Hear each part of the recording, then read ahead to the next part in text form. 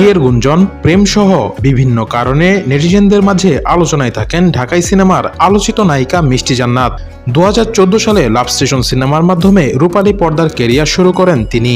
অভিনয়ের পাশাপাশি সামাজিক যোগাযোগ মাধ্যমেও বেশ সরব রয়েছেন। এবার গানের তালে মঞ্চ মাতালেন মিষ্টি জান্নাত।